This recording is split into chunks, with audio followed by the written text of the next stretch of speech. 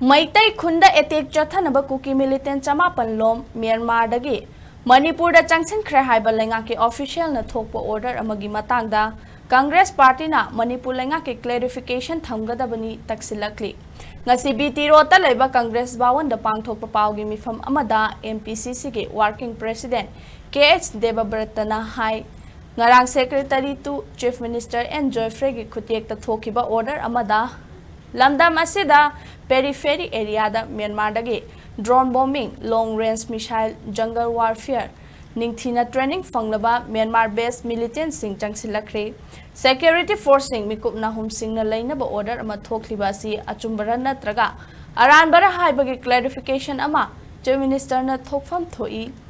ani subada ngarang Narendra Modi 3.0 ge 100 days program ga mari lainana hangkhiba wahang Manipur da thokliba irang asi loishinaba dialogue chathaba haure haina Union Minister Amit Shah na haikiba adu karamba loop natraga stakeholders singa tauribano ground da oiribra phibam asidagi wari sanabagi mamita de haike oirakliba lamdam asigi phibam asida santi hanjanaba center amadi state ta paliba Leingak na transparent leina thabak tawhaningi haina Debabatrana makhatana phongdokhi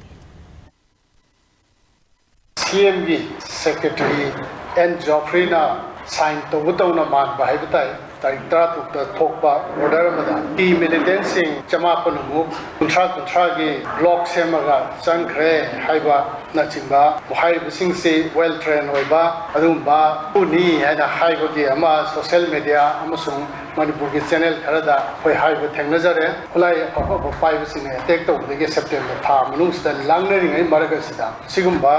letter ama thoglakpada masina maram oidana tarik tara train Manipur ki kasin koya da fringe da leiba taina da leiba singa taina da leiba lam toina thok da leiba mapam sida charang na ba praja mayam amung hana bunker sagana rakwa khutpu semdara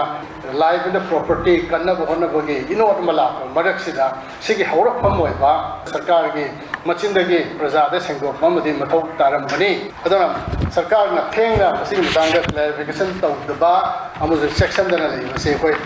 rangba amusung made condemn to pongdok se